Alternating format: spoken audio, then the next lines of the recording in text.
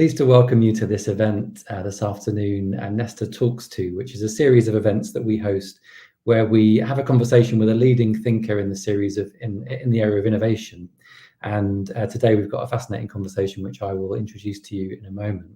I'll just say a bit about Nesta up front for those who don't know much about us. So we work around three missions where we have these very stretching ambitions that by 2030 we are working to halve obesity in the UK, close the school readiness gap and reduce household emissions, carbon emissions by 30%. We do work to innovate underneath those missions, to build and invest in social ventures, and also work at the kind of systems level to do change policy essentially to achieve those outcomes. And so we're generally very interested in the potential for technology to help bring about social progress. And today's conversation will be under that topic. I'm personally very interested as well in the question of what are the missing institutions as a result, particularly of digital technology and the revolution we're seeing there. Where are we missing institutions that we might need within government and beyond for the 21st century? And we'll get into some of those questions today. So my name is James Plunkett. My role here is Chief Practices Officer, and I'll be taking us through the conversation. Most importantly, though, we've got a fascinating person to speak to today who is Adriana Groh.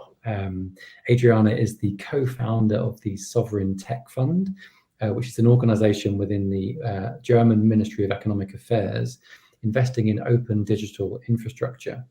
Adriana has previously led work on digital sovereignty, participation, and on the data commons. And she's also a real deep expert in this kind of broader question of how do we bring democratic principles to bear on these questions of innovation and specifically digital innovation. So very exciting to have this conversation with all of you today. Before I jump into that conversation, just a brief bit of housekeeping. We are inviting the audience to join the conversation. On the right-hand side of your screens, you should see a comments box. You can add questions as we go through to that box. And we'll store those up for just after the first part of the conversation. And you can also access closed captions if you watch this via LinkedIn, the LinkedIn live stream. So that's the best way to get closed captions. So that was all I was going to say up front. So welcome, Adriana. Great to have you with us today. So we'll jump into some questions really. And I suppose in a way we'll start in the kind of with some of the basics. I'd just be interested to hear you talk about why does the government even need to play a role in this kind of broad territory of digital infrastructure? What's your sense of that? Hi, yeah, thank you for having me. Hi, James. Okay, let's jump right in. Maybe before I start, I say that I used to run an innovation fund called the Prototype Fund in Germany. It's also very interesting, maybe for the audience. It's like a test balloon for the German government to see how they can spend public money on innovation with a new target group, which is open source developers who oftentimes work in very small teams or even as individuals. And it's very hard for them sometimes to access public funding. So every time we spend innovation budget, quite often it goes to the same bigger organizations, and maybe that's not the only ones who know how to do innovation. But coming from this background, and that's why I mention it, we saw how much of that time working on innovations is taken up by maintaining the existing code. So we believe there is a bit of an overemphasis on innovation, actually. We, of course, need that, and we also want to support that. But speaking about software development, we see that like 2/3 of the time actually is about improving existing code, maintaining existing code, working on what's already there, and then just adding more innovative new code. So we had a lack, like a blind side there, and it's like two sides of the same coin. Like if you want to innovate, you need to take care of what's already existing.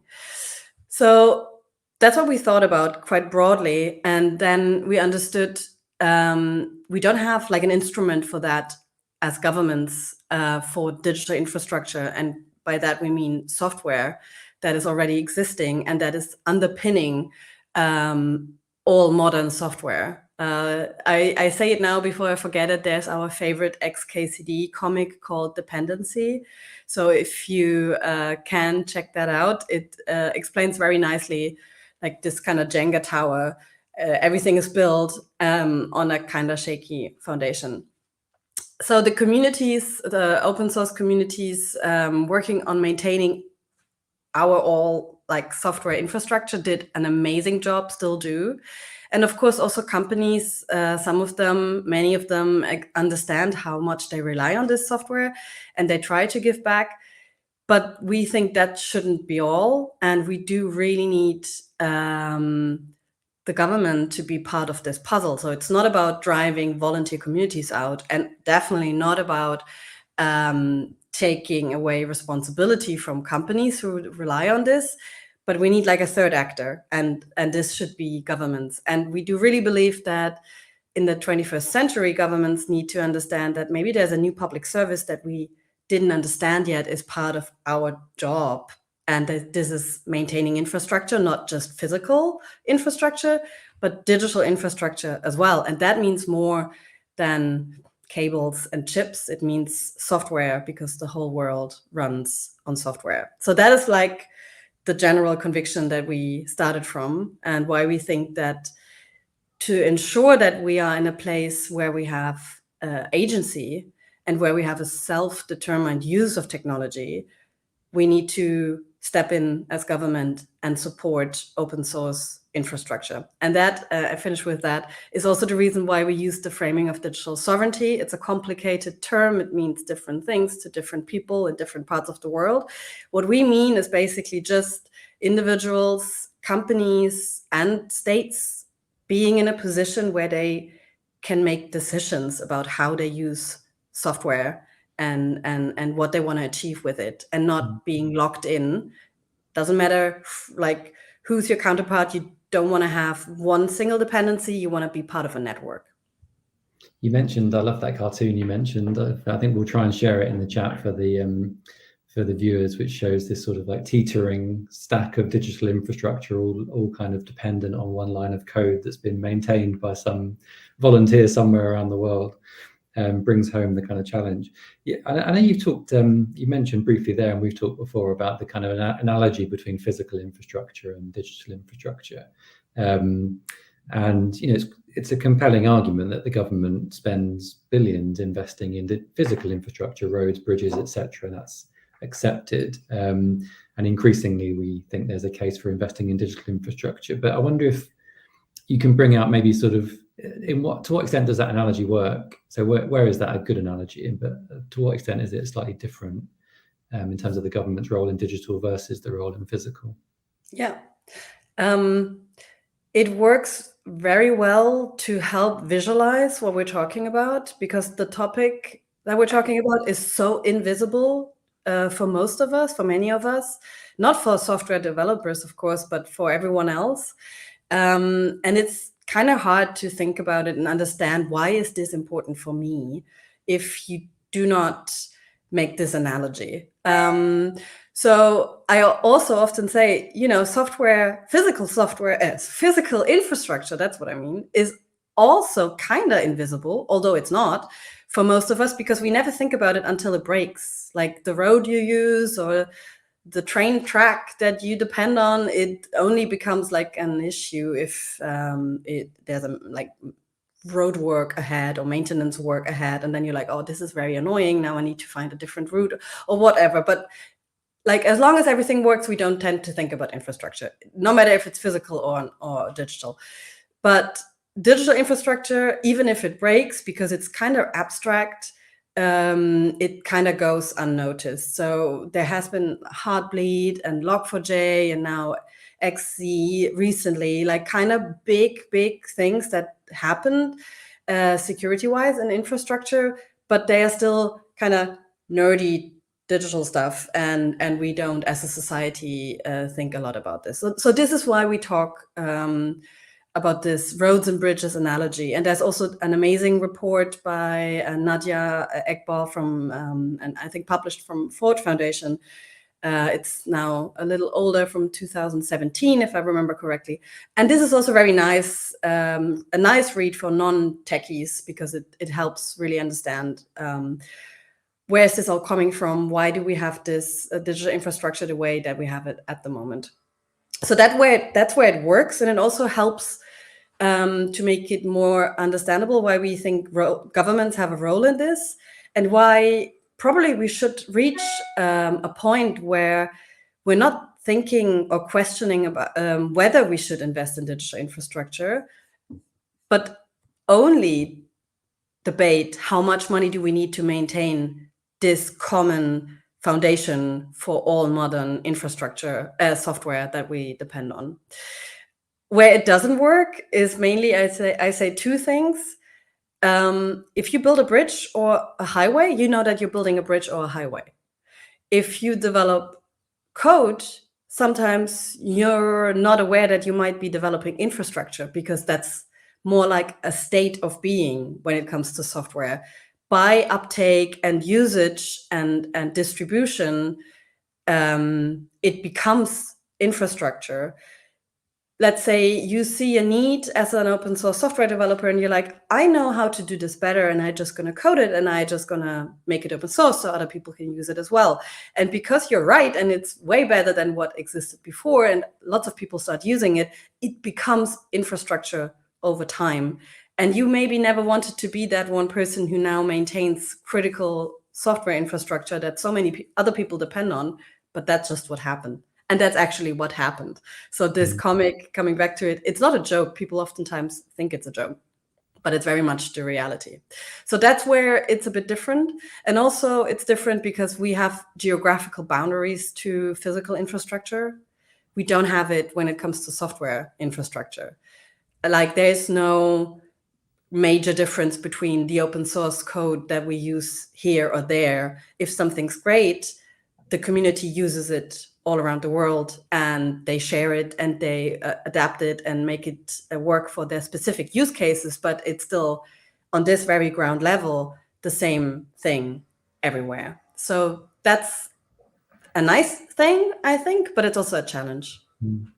And I mean, those differences fascinating. You mentioned that sort of your first point about sort of accidental nature of some of this infrastructure, that someone developed some code that they hadn't anticipated becoming so essential, and then it did. And it links to your point about sort of voluntary communities that sometimes quite haphazardly, informally, certainly develop some of this code that becomes infrastructure. How does that then shape the role of government? As you said, there's a risk, is there not, of you crowd out those people, that you sort of formalize what was working quite well informally? So how does that inform the role that you think the way government should show up in this space? I think that's one of the biggest challenges, and I like the answer to that. And I always paint that picture that a couple of people thought, here it would be very useful to have a bridge here, because we always need to drive a long way to the other bridge, but we want it to be kind of here. And then they build it out of wood, and then lots of other people think, let's use that bridge, it's very convenient to have it here. And then suddenly we have like two major cities on either end of this bridge, and the whole traffic for the industry in those capitals goes over this wooden bridge, and it's still a wooden bridge, and you still have a couple of people who sometimes come by and like knock against the wood and like, oh, it still sounds good, should be holding up a little longer. And we would never allow this to happen. Like, we would definitely step up, I think, as a society, and be like, okay, let's make this more solid, let's fix it, and let's take care of it together. And I mean, that's what we do with highways and bridges in the physical sense. But because of this, what I just said, that it's more like a state and it can change, when we step in as governments, we need to be careful to identify the right things, to develop like a frame and a lens to say, okay, this is digital infrastructure in the public's interest, and this is our job specifically for this piece to help make it more secure, more sustainable. But we also need to be flexible enough to understand when the community is moving on, because they came up yet again with a better solution, and the old bridge is not needed anymore because now we have something completely different. Because we also don't want to use public money to freeze something in time when there's a better alternative, but we should use public money to make sure that we have certain values secured in this common foundation that we all rely on, no matter as private individual or as a company or as a government. And that is one of the biggest challenges, and we will need some time to develop this new framework for maintaining digital infrastructure in the public interest. Right. Yeah, it's a fascinating role. It's sort of much more thoughtful, and the sort of interventions need to be more sort of thought out, right? And the international point as well is really interesting. I mean, how much have you found that to be a challenge in your work, that presumably the people you may end up supporting, they're not sitting in Germany, they're elsewhere? Or was that also hard in persuading why the German government should invest in this, when this is to some extent a kind of global digital commons that you're investing in? It's definitely a talking point that's coming up again and again. Now, not anymore with our counterparts in the government, but in conversations like, okay, it's very exciting to see the German government stepping up here and taking over this role and exploring how this should work. So the question is always interesting for everyone. But I think it's very straightforward, because there's a very high benefit for smaller sized, medium sized companies and startups, and like people working in Germany in having this digital infrastructure available. It makes you way faster. It makes your products better. It makes your services more reliable. The time that you need from inventing something and bringing it to the market is shortened, and it's a real benefit. Just again, the analogy, what it is like when you have great infrastructure, like how good public transportation is in your city, if there's a connection to another major city, if you have infrastructure available, makes a great difference to your living quality and to how attractive it is for businesses. So that is very clear.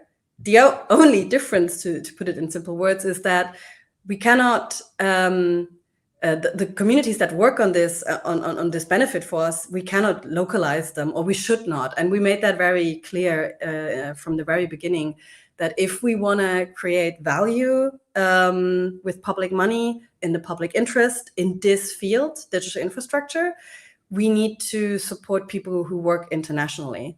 So someone working in the US or somewhere else on a piece of critical software infrastructure is very important for business interests in Europe and in Germany. So in that sense, we need to think differently about where to spend money and where the benefit is generated.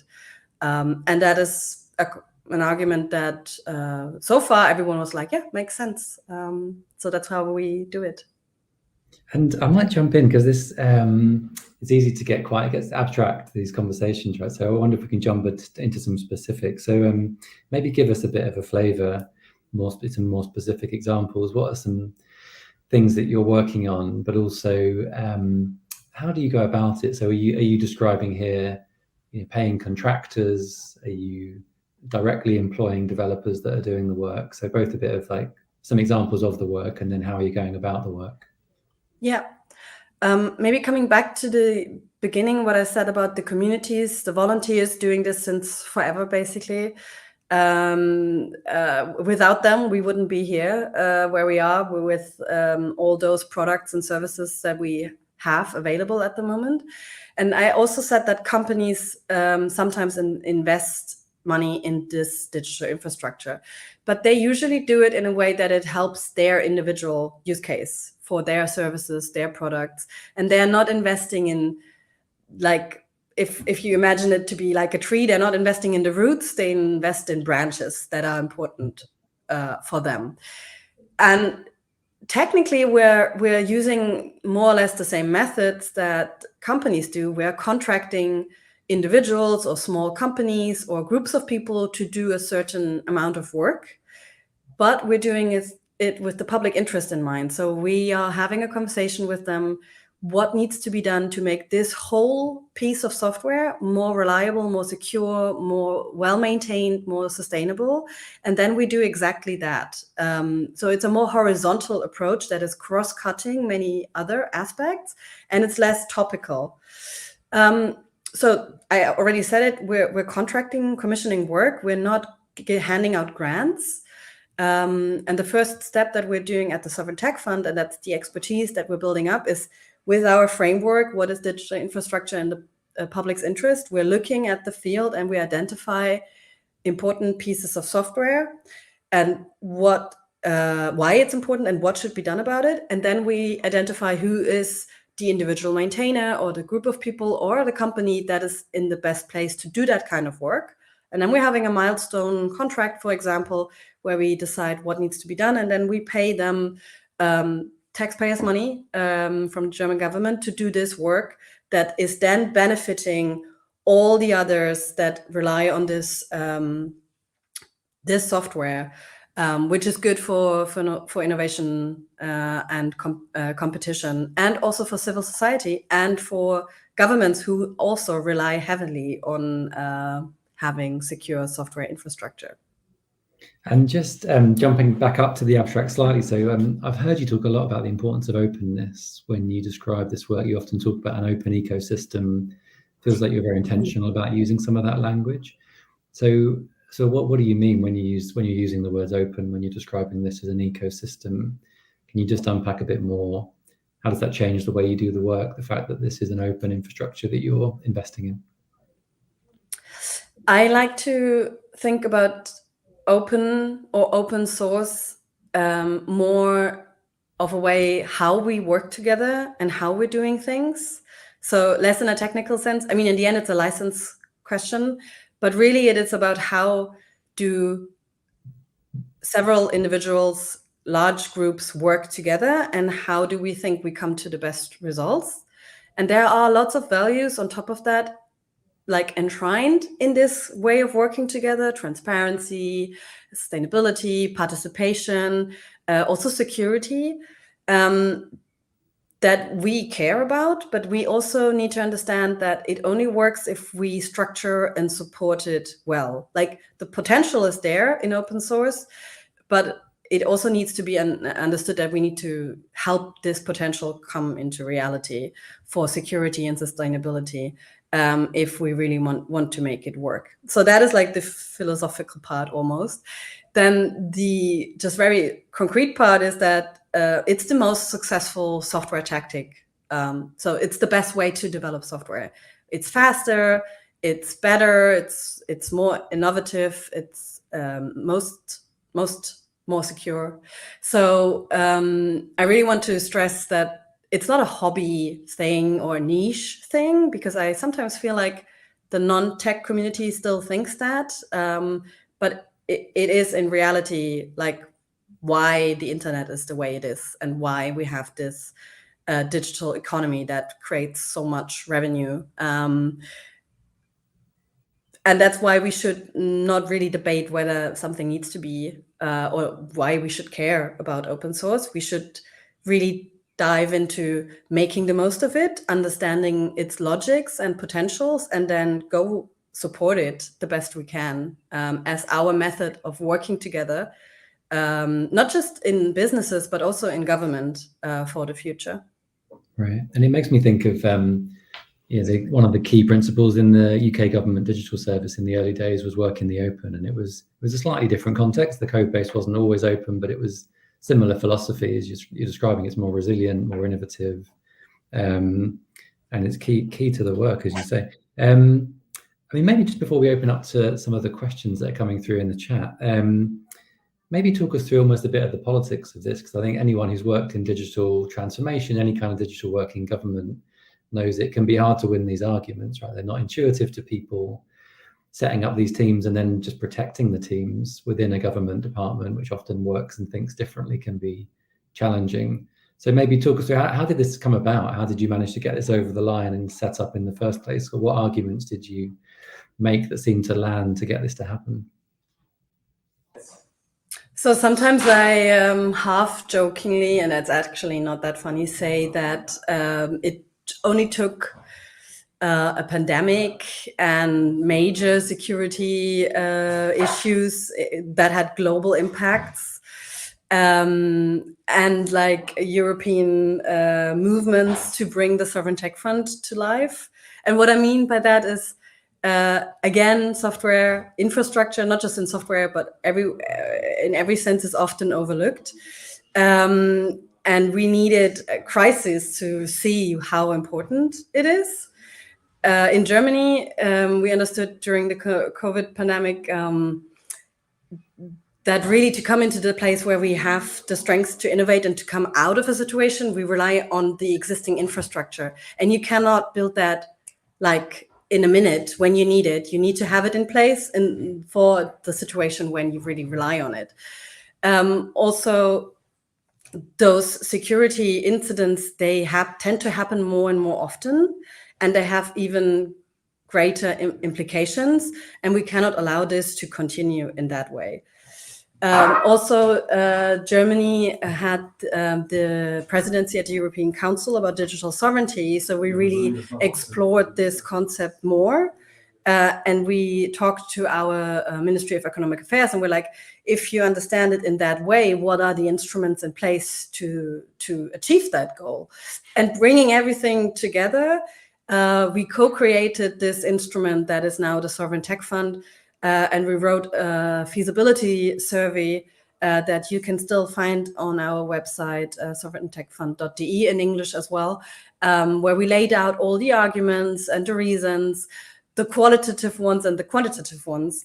And that was just the window of opportunity to bring this topic forward, because unfortunately it is something that we tend to forget about. And we're probably gonna tend to forget about it again if we stop talking about it, because it is nothing exciting as a new method to create energy or something, you know, where you have big pictures and like maybe exciting new machines. It is code that is running in the background, but nevertheless, or even more so, it is super crucial. So with this combined effort, also many actors from civil society and a lot of support from businesses who understood how important this is for their work. We had good conversations with people in government who also were very eager to think about solutions. And we always said that the Sovereign Tech Fund is only a first step in like a bigger endeavor in tackling those questions, because unfortunately money isn't solving all problems. Sometimes we tend to hope that this is the case, but you always need more than just moving money from A to B. And doing that in a good way is already a challenge. But the social structures, structural problems that you need to solve are the big question. And that is the next step that we're working on now with the Sovereign Tech Fund. Like, besides contracting important work, maybe we need a fellowship to employ or support people for a period of time to work on a whole section of the ecosystem, because they usually never have the time to do that, and the individual pieces are too small. But if you group them together, maybe that is a fulfilling work, and also a mission-driven work that you could do as a public servant, even as part of government in the public interest. Maybe we need to increase diversity and bringing new talent, because the pool of people that we have at the moment is too small to do all the work. So even if we had unlimited amounts of money, there wouldn't be enough people to do the critical and complicated work of maintaining existing digital infrastructure, and maybe thinking about additions, new ones that we might need in the future. So just touching upon this a little, this is what we're thinking about now. And we do that together with the Ministry of Economic Affairs. And we're really happy that now we have this momentum where we see lots of interest, because I think we reached that point where we understand, okay, let's not forget about the existing software infrastructure when we have all those big missions we want to accomplish, because we're going to need it, and we need it now, and we're going to need it in the future. Right. Yeah, fascinating debate. How can this enable the wider functions of government? I might circle back to the future question where you're going next at the end. But if I dip into some of the questions that are coming through in the chat. So first one, kind of cut straight to it. So where's the funding from? And maybe kind of I might just bolt on, where would you like the funding to be from? So kind of where is it currently from, and maybe over 3 to 5 years, where do you think the money should be coming from for this kind of work? So the funding is 100% at the moment from the Ministry of Economic Affairs and Climate Action in Germany. And they committed that for the next years as well. So they take this mission very serious. We are also about to become an independent organization. At the moment, the Sovereign Tech Fund is part of the Federal Agency for Disruptive Innovation. So the federal agency is an agency, a company, but it's 100% owned by the German government. And we become a sub-agency of that one. And they, again, you see the connection between innovation and maintaining existing software, just from our organizational structure. And we believe, coming back to what I said in the beginning, that this is also the right format, because we see a new kind of public service for the 21st century in governments taking up this role. Not just them. Again, we don't want to drive anyone out. We don't want to take responsibility away from companies. And we also will always need communities, and we want them to work together, but we shouldn't overburden them and leave them alone with this. And that is the role that we see, becoming creating this triangle between civil society, businesses, and the government. And we also hope that maybe in other parts of the world, we have more of a model like the Sovereign Tech Fund, or what we want to become in the future, and then work together on this digital infrastructure, because it's like a global common. We should not focus on it with just like a lens that is very, very narrow on one part of the world. We should understand that if it's going to work for everyone, or it's not going to work. So speaking about this, maybe bringing this to the European level, maybe having a coalition of different governments, different entities, talking with each other about how to best achieve this would be super interesting for us. It's not going to be, I hope, in 3 years, just the German government doing this work. And of course, we can also bring in private money and help them with their responsibility of investing it in a way that it's strengthening the whole open source ecosystem. So coming, again, a little down from the branches to the roots, because if the roots are rotten, it also doesn't help you as a company if you just focus on your little branch, because it's going to fall down at one point rather soon than later. So thinking in this way, we hope to provide an instrument that can be supported by different actors. We think about the government first, but then also private entities to invest in our digital commons.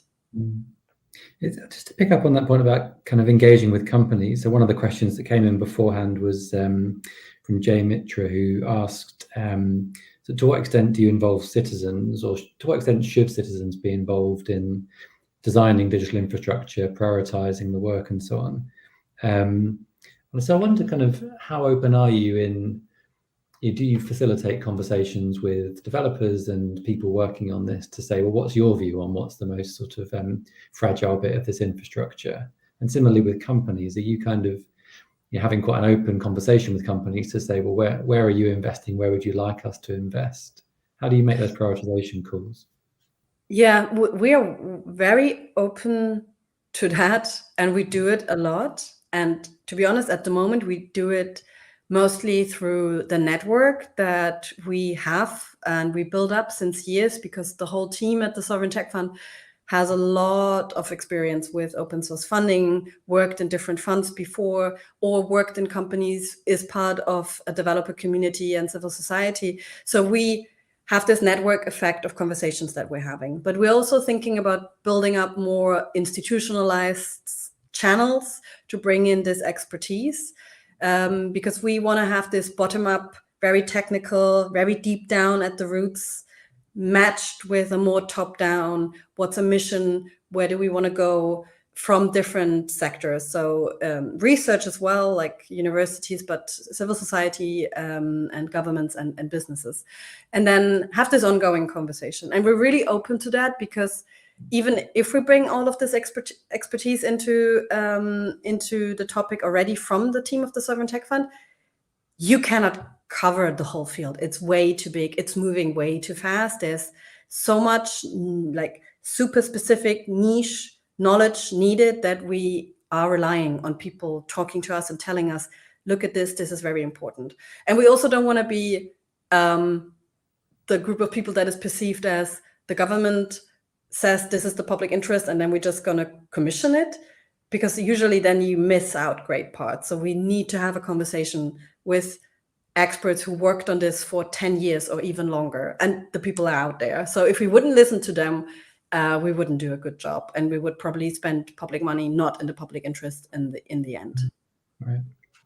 A couple of questions just to bridge into the sort of, I suppose, the physical aspect of digital. So a question in beforehand from Chandia Fernando, who was asking about compute essentially in data centers, and obviously had lots of concerns around compute, sometimes around monopoly, around how do companies get access to compute, question of government's role in investing in data centers. And there's a question also in the chat here around similar topic, really. What's your view of the kind of government's role in public physical infrastructure for digital work? So again, the example of public compute infrastructure, can charities get access to compute in a way that's affordable, for example? So I mean, how much is your work, are you starting to get into that question of physical infrastructure like data centers? Do you see that there being a similar role for government there, or do you see that as being a very different kind of question? No, it's a very good question. I think it's not a very different kind of question, although the implications for supporting hardware or software, so to say, are very different. So we couldn't, at the moment, do it with the same mechanism that we're working on at the Sovereign Tech Fund. So we're not doing it in one go. There's also no one solution fixes all. Why we're focusing on software is explicitly because it's the most neglected part of this whole, how do we achieve digital sovereignty, as in this self-determined use and not allowing concentration of power, making sure that we have participation and sustainability and security in those areas. Because it's the most neglected part and very critical, that's why we're focusing on software. It doesn't mean that those are other questions around data centers and how do we best build them and how do we make sure that we're not locked in and dependent on 4 or 5 big actors who then make the decisions on behalf of all of us, and they are not legitimized actually by anyone. They are just in that position because of the power they managed to gather so fast and then hold on to it. We think that tackling the software question is one piece of the puzzle that we need to make sure that this isn't the case. Because we look so deep down, if we manage to make sure that this isn't just in the hands of a very few, and this is in the public interest, and we put public money there, it scales up. It's not going to solve all of it, but it's going to scale up, and it's going to be one important piece. So that's why we're focusing on this. And I mean, we invest in the Python ecosystem, which is, for instance, very important for AI developments. Of course, then people are like, okay, but we need more money. That's true. We need that on one level. But if we tackle it really down here, it has a real impact, although it seems very small. that's at least the hypothesis that we're working on with, and of course in conversations with others, because then if we stack it all together, I think that's where the impact will come about. And also the investments we need to see as a part that we now have to follow up with after the regulation. The whole conversation about the EU being a regulatory power, we always say true and well needed, but then also invest in the areas complementary to regulation and laws that we have in place. And then I think it becomes a real powerful push for the values that we have and the things that we want to see. Right. Yeah, and this point about monopolies is so important, isn't it? Because as I understand it, the work is as importantly about democracy as it is about the stability of this infrastructure. It's not just that sort of functional question of is it stable, it's that are we tending to this collectively? It's the digital commons, to use that phrase. And so it's not right for a monopoly or a small number of companies to be deciding and even doing this work, even if they're doing it well, right?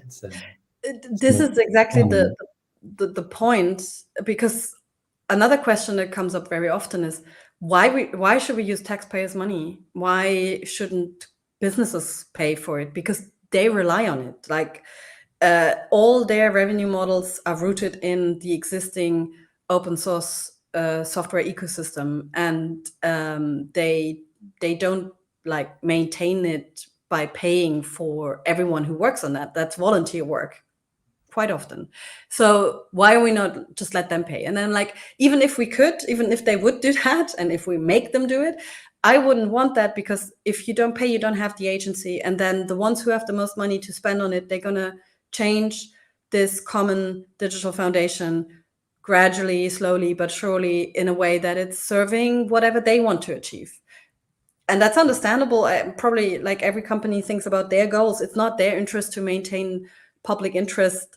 So for me, it's really clear that we have a job here as governments to make sure that on this very foundational level, we don't have monopolies, we don't have concentration of power. It is available for everyone, so we have competition in the future, and we have a say in what we want and what we don't want.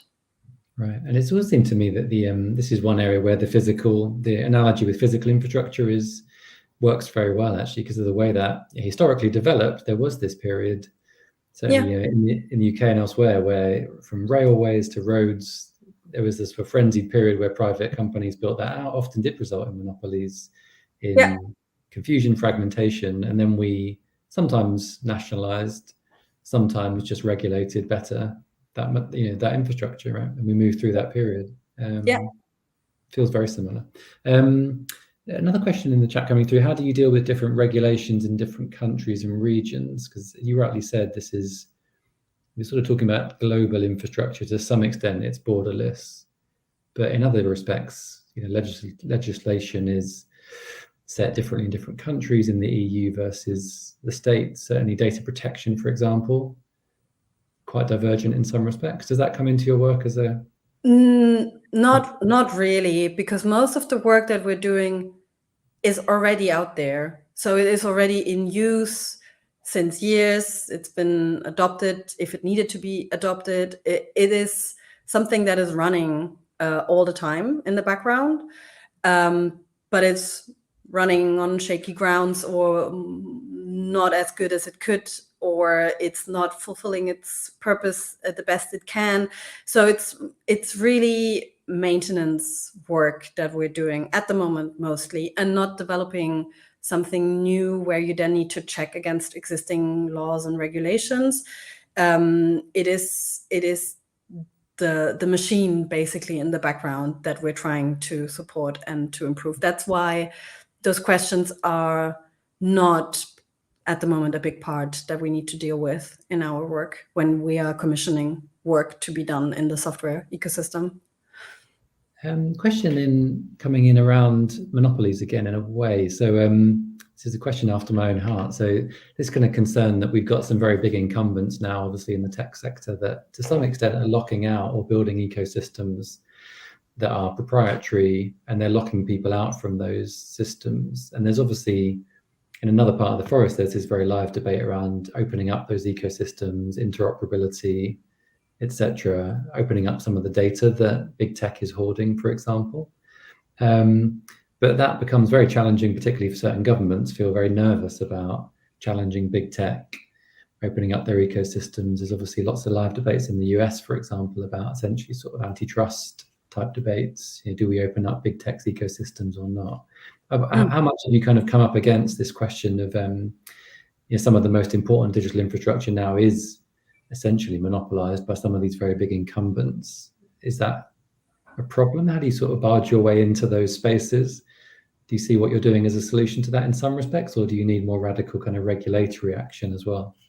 I think for that it's a bit more on the regulation side. Because with what we're investing in, and I usually don't like name many things, because as long as you're not a developer, they don't mean anything to you. It's like, for instance, curl or Fortran or PyPy. It's really the little things that, but if they break, they're gonna stop the whole machine, or almost stop the whole machine. But they are not individually the thing that one company would like to own or like even take care of, because sometimes they even forget about it. Like, they don't even know that they use it because their departments changed, or it's like so it's like part of the inventory. It doesn't come up all the time. But then again, like for instance, curl is everywhere in everything, like all the time running, and companies do pay for it because they know. But then again, they have a list of things they should work on, but they don't have time because nobody pays for it. So if they if they can do work, they do the work that is paid by companies. And then when the Sovereign Tech Fund stepped in, they finally had some time and resources at hand to do all the overdue work that they wanted to work on for a long time. So I'm not sure if I'm grappling the question 100%, but it's for us really at the moment, fixing things that are long overdue, doing quick fixes in some cases, while simultaneously thinking about structural issues that I mentioned early on, that we need more instruments than just commissioning work on, to not come into the same situation in 5 years, because that's also something that comes up regularly. Like, how is this going to change things that we have a contract for a certain period of time and a certain amount of money for instance, Fortran, to do some important work, but then that money is gone, the time is over, and in 5 years, maybe Fortran is in a similar situation than it is right now. And that's, of course, very true. And that's what I meant when we thought about structural issues and how to bring in new people and how to maybe provide different instruments to really change how we take care of those little things that make a big difference on the long run. Yeah, and one thing I've thought a lot about, actually came up in one of the questions, is sort of talent, really, or skills and education, right? Because a lot of what you're describing is around this community that exists out there that is often very skilled people with a certain civic kind of mentality, that they've been doing this work often voluntarily. Do you do this directly, or is there a need for more investment basically in that kind of, I've often thought about it as almost civil software engineering. There's almost, to use the analogy with civil engineering in the Victorian era, that was like a very civic-minded profession, and engineers were trained in sort of civic applications of engineering. That was physical engineering. But today we're talking about the sort of civil applications of software engineering. So, I mean, education, I suppose, is the question. Do we need to invest more in just the general level of skills in the population to do this work beyond what you're able to kind of directly fund and support? I think yes, but there's always going to be a section of people in whatever profession who are really like driven by making a difference or having some kind of like impact or creating benefit for other people, because I think that's just a trait, and you probably always find a way in as part of your job or your professional life how to do that. And it's the same for software developers, and especially the communities who work together. We should also understand that not all of them do this for the greater good, and some of them just do it to kind of scratch your own itch because they have the skills to develop something that makes their life better, so they do, which is fair and it's totally fine. But what I think we should think more about is how to support those people who are motivated by the greater good, who want to have an impact, who want to volunteer for the general benefit of the public, how to make their life better or how to support their work, because we came up with ideas how to do that in other parts. Like if you train your local soccer team, or if you, I don't know, read to kids, or if you help some kind of group of people, whatever kind of volunteer work, we encourage that and we value that as a society, and we give back, we thank in a way, not always in the best way maybe, but we don't have that for digital volunteers or for civic tech engineers. There's a community who takes care of this, and within this community we thank each other, but it's not recognized on a wider scale. And maybe that's something that we could think more about, because money isn't always the most important factor, or oftentimes it is not an important factor, because they do this out of conviction and motivation. So those structures, like how to acknowledge this more, that would make a real difference. And I think there are many ways what we could do here. And it makes me think of the behavioral science literature that sometimes we find that paying someone to do something makes them less likely to do it, because it undercuts that intrinsic motivation and so on. So it's a fascinating question. I'd like to start to bring us into land a bit and just come back to the question about the future, because it feels like this is one of those cases where institutions are evolving. This feels like a good step forward with everything you've described, but where do we need to be in 5 years, in 10 years? I guess sort of where would you like this to head, and maybe to bring it a bit closer to home, what would you like countries like the UK to be doing? If you could sort of have a wish list for, I wish the UK would step into this space in this kind of way. So where's this heading over, say, 5 years? Or where should it head? Maybe starting again with those 3 groups my triangle that I just mapped out and starting with what I just said for the volunteers and the communities and the engineers. I really hope that we have a whole portfolio on methods and instruments to support them, which is not just paying them occasionally to do work that is critical and important for all of us, but also making them more visible, supporting them in their work, making this something that people see as a field where they can volunteer, and then it's going to be acknowledged and supported. So that would make a difference. And also maybe taking up more of the outcome from that work, because sometimes I see so many great ideas that are in like a prototype or beta phase, but they're never picked up by maybe a public service or an organization that would need exactly that, but they don't have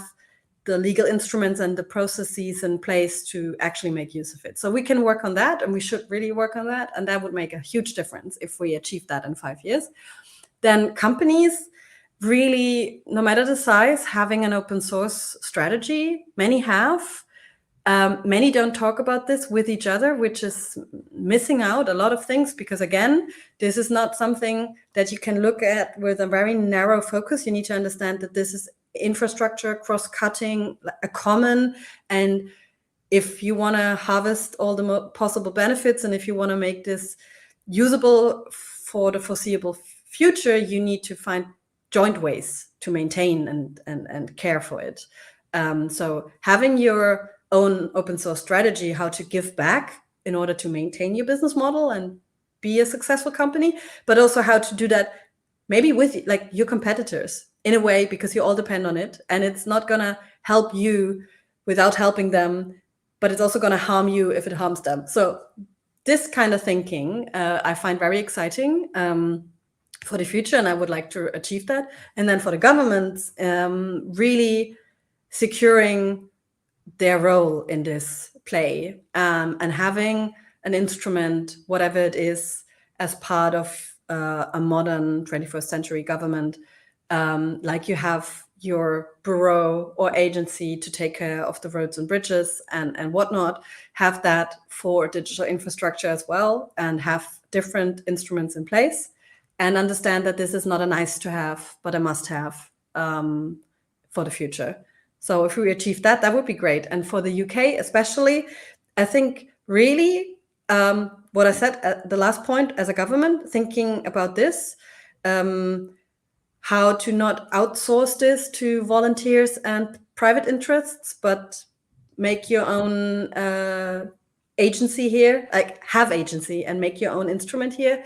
And then not keeping it your own, but sharing it again, working in the open. There we are, like what we try to do at the Sovereign Tech Fund as well, and having a conversation with your other partners, so that we make sure that we are not pulling this fragile field further apart, because that's actually a danger. Like with all maybe enthusiasm we can gather, if we can gather it, then not talking and co-creating and cooperating could be a threat, actually, and not a benefit for the field of digital commons and the global open source ecosystem. Because there are not, as I said, many people. So if we pull them in different directions and fund without knowing who takes care of what, it could create more chaos and more problems than solve any. And we don't want that. Yeah, good point to end on. The last thing we need, more chaos in the world today. Thanks so much for such an interesting discussion. Hope everyone found it thought-provoking. I'm sure you did. So yeah, big thank you, Adriana, for joining us today. It was a really stimulating discussion. We would love if people could fill out a short survey, which we'll post a link to in the chat. Always really keen to get feedback on these events so we can improve them over time. There is a £50 voucher, by the way. There's a competition for a voucher if you enter the competition by filling out the survey. So you'll be thrown into that. So that's an incentive for you all. And if you haven't signed up already, we'll pop the link to our newsletter in the chat as well. That will have information about future versions of these events and indeed other events that Nesta runs. So yeah, thanks again, Adriana, for joining us. And I hope you found it to be an interesting discussion. Thanks, everyone.